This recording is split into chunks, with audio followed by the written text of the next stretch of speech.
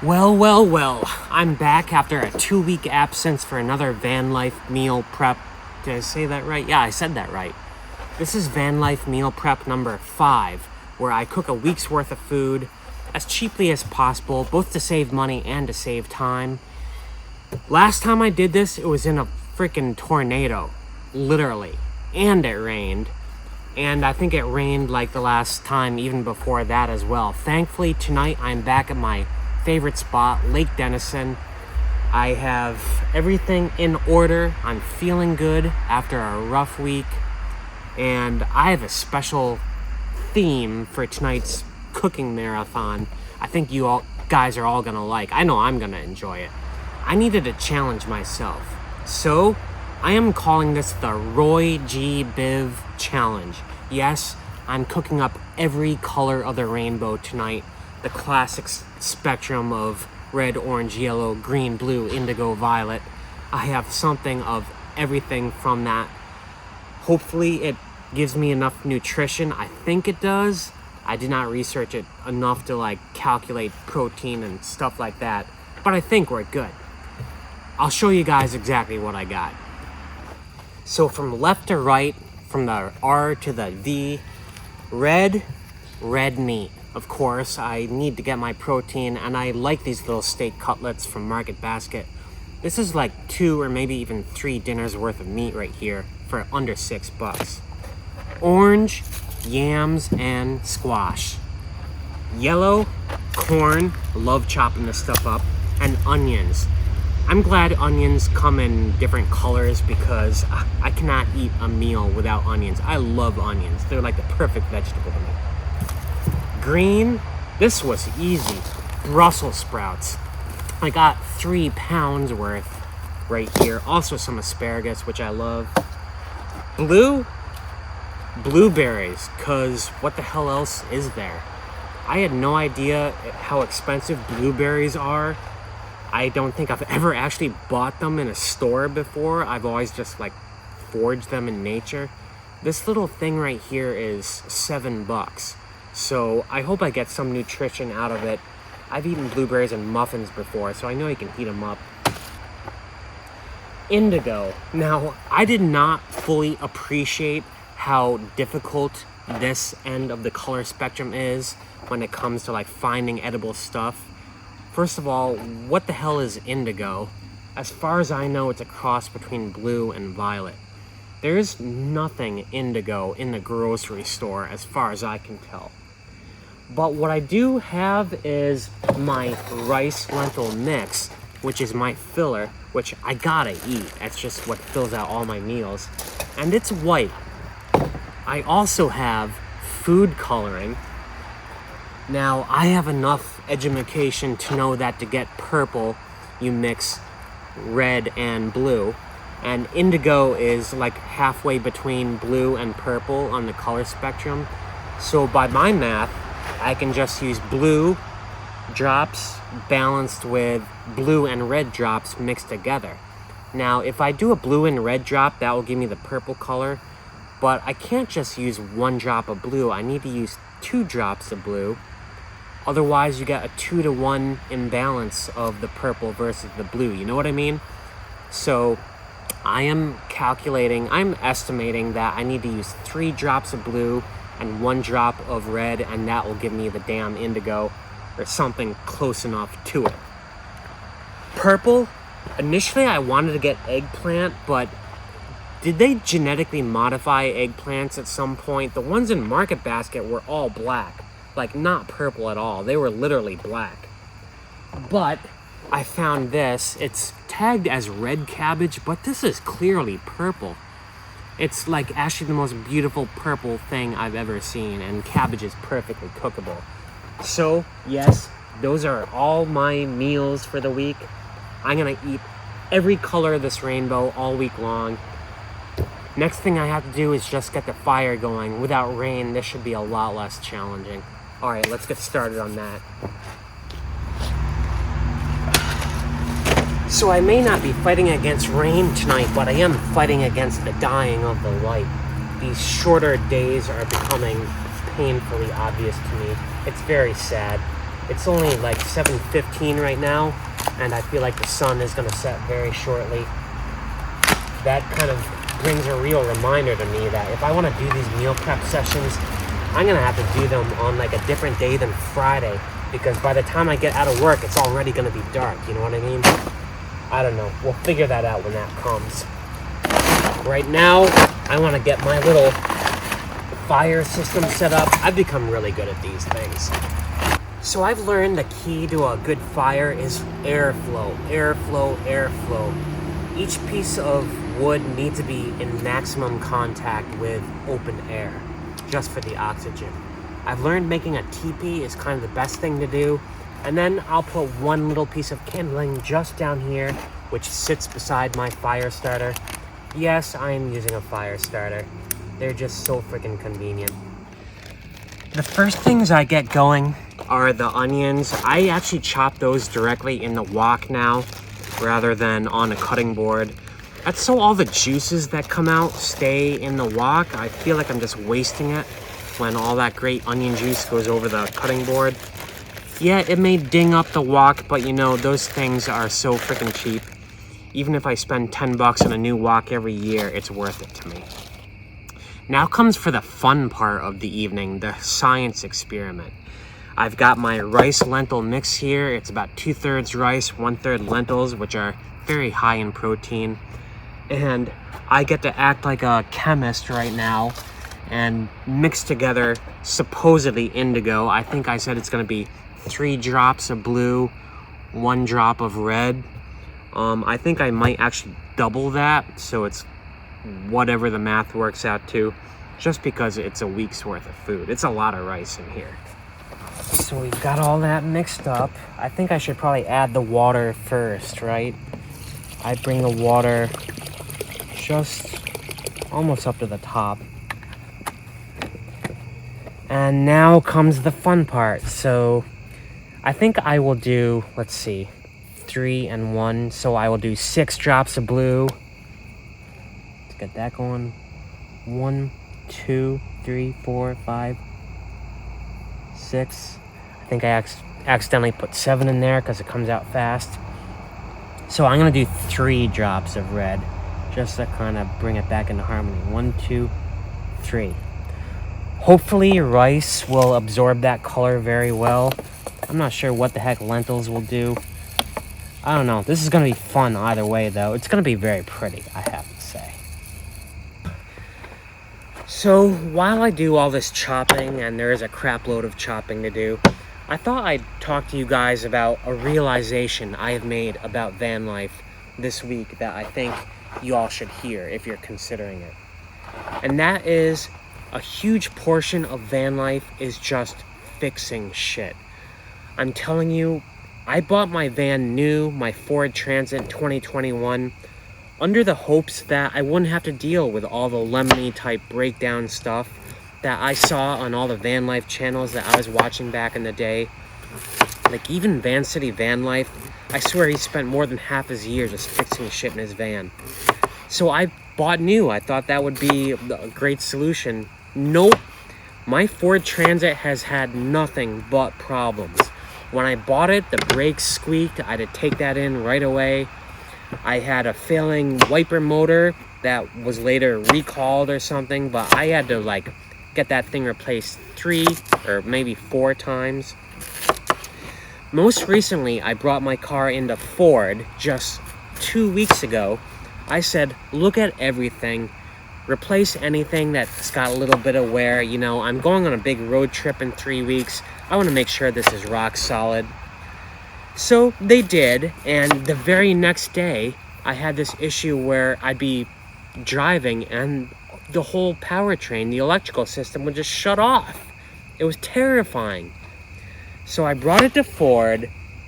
They had it all day long. They looked at it. I was out of commission for a week. I could not do my meal prep. I could not go anywhere. It sucked.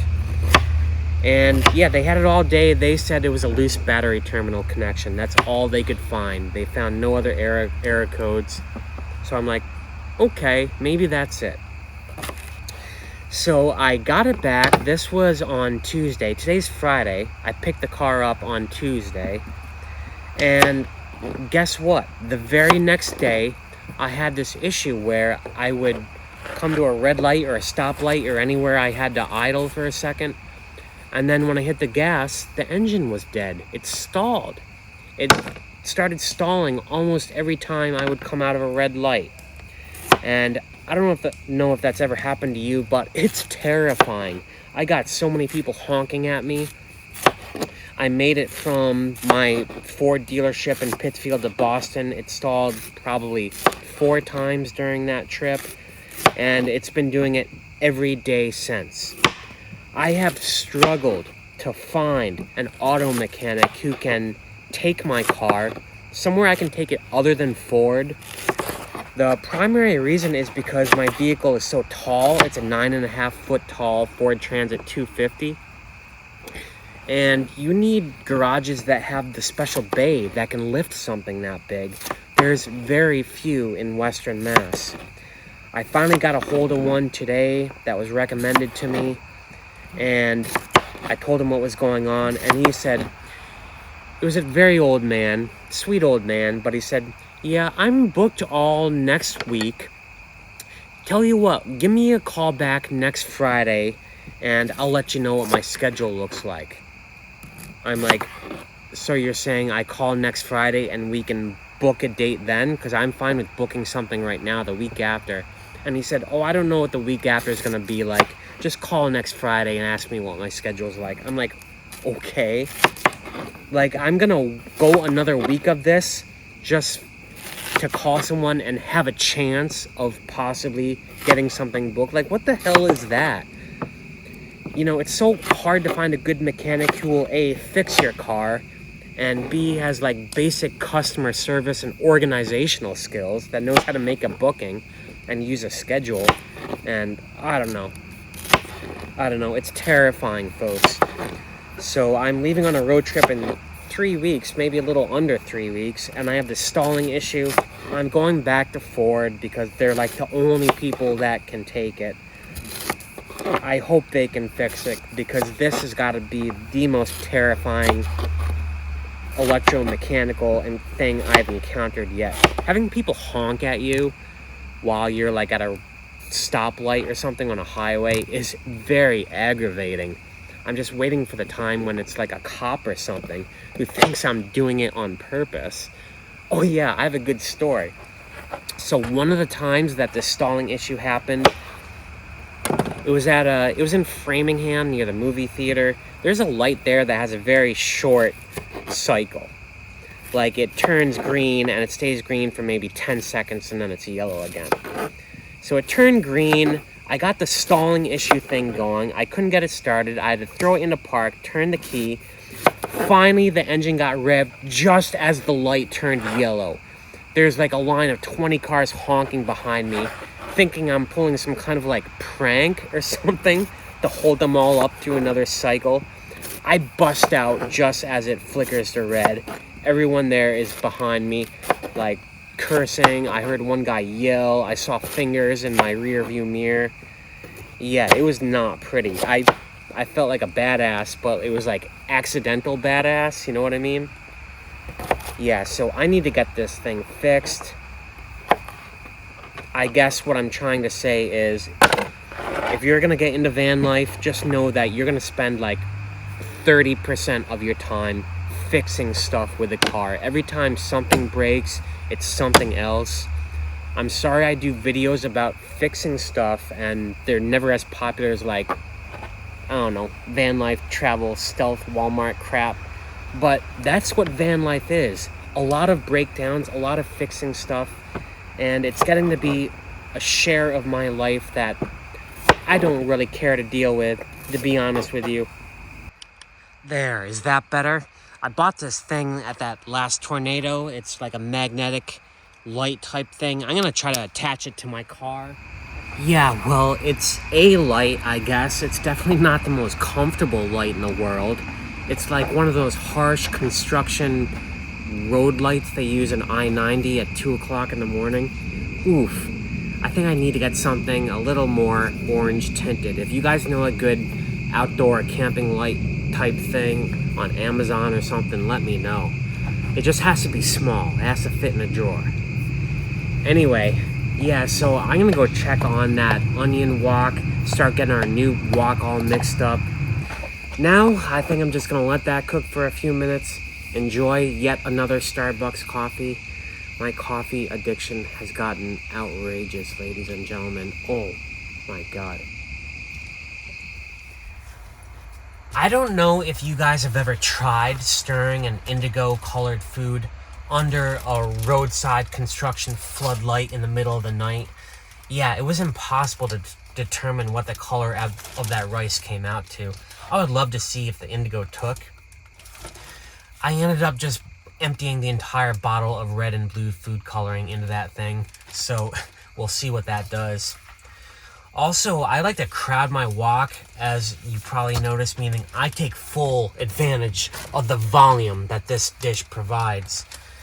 That just means I'm committing myself to stirring and cutting it almost the entire time, like every minute.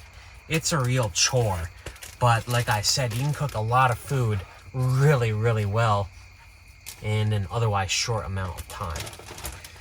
Now comes my favorite part of the evening, the actual bagging. I mark 2 of my Ziploc bags with an S that represents the chicken. I mark them just because I want to eat them first, because I don't think leftover chicken goes out for more than 2 days. As to why I use an S and not a C, I have no freaking idea. Also, let's take a second to appreciate the factory I have going after doing this in here a few times. I have the whole desktop array set up scientifically. It all fits together. This little exposed nook of the bed over here, I cover with a thick bed of paper towels. I can just scoop everything into a bowl like this and then just toss it in the sink, let it cool down. Yeah, I have it down like a little freaking gigafactory Cybertruck thing going on here. Working under that floodlight makes me want to gouge my eyes out. It is the most oppressive light I have ever stood under. I'm not going to consider that thing a total waste. I think tomorrow I'm going to try to put a piece of yellow or orange tinted cellophane over it, see if that helps with the luminosity a little bit. As for the rice, I'm bagging it right now. I only have like color tinted light in here. I don't have regular white light, so I can say it looks kind of black. So what is something indigo colored as viewed under only red light supposed to look like? Where are my art student subscribers at? Tell me what that's supposed to come out to, because it looks black to me. Alright, so curiosity got the better of me. I took out my flashlight and looked at my rice concoction. It honestly looks like Skittles combined with, I don't know, M&Ms.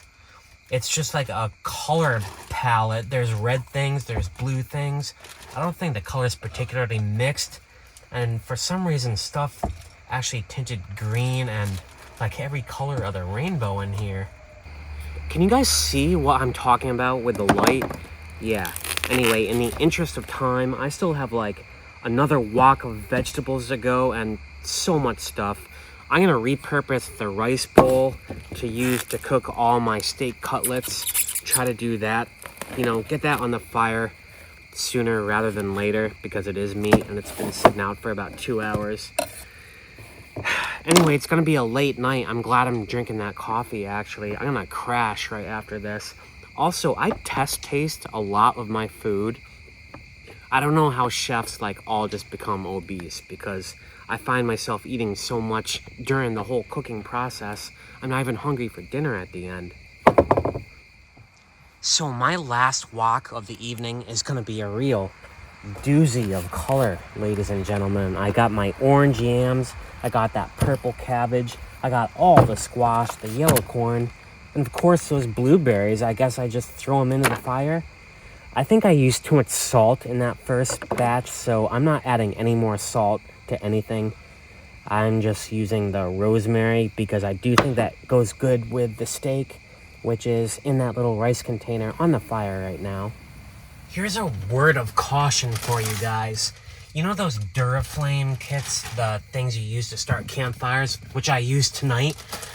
I thought I could just use the box it came in as a sort of like kindling, so I threw it into the fire. Yeah, that thing lit up like something that lights up. I mean, it is soaked in some kind of chemical or something. It's an explosive. Do not do that.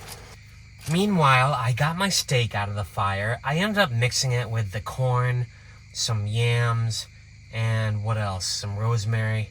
Oh yeah, and the blueberries. I had to put them somewhere. Yeah, this steak is gonna be something else, I'll say that. It sure looks cool though. It smells quite good too. The blueberries just kind of dissolved into this like indigo colored mix. So maybe that's what I should have used for the indigo. As for the rice, like I said, it looks like Skittles. Yeah, it's funny. It went in as primary colors and everything is coming out like a miniature rainbow ecosystem in and of itself. Anyway, I got the last wok going on the fire. It's just a mishmash of, I don't know. That should be the last round of bagging and the last time I'm gonna record. I also have some stuff to talk to you guys about. Yeah, let me check on that other wok. It may end up tasting weird, but it sure looks pretty. That last wok of mixed stuff I put in there, I swear it looked like the jungle. It looks like Vietnam, and it probably tastes like it too. I admit I did taste test the steak stuff a little bit. The blueberries kind of ruined everything, pretty much. Yeah, blueberries just, it overpowers. It kind of melted into a sugar that just coated everything. I somehow have way too much food. Anyway, time to wrap things up here. I wanted to tell you guys that I've been talking a lot about taking a road trip down to Florida and back in about 3 weeks from today. I'm having second thoughts about that.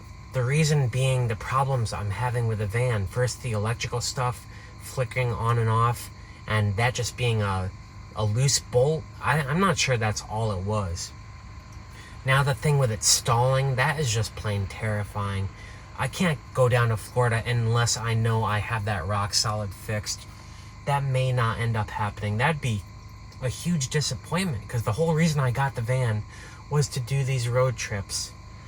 Yeah, what a crazy science experiment this was. I got 10 bags of food out of that, but it was so much fun having a theme to work with and doing this all again. I missed not doing this last week. Anyways, I'll let you guys know how it goes with the car. That might just be my next video. I need to figure that out. So, hope you enjoyed this. It's like 2 in the morning right now. I drank way too much coffee. I need to crash. I'm gonna say peace out. See you on the next adventure.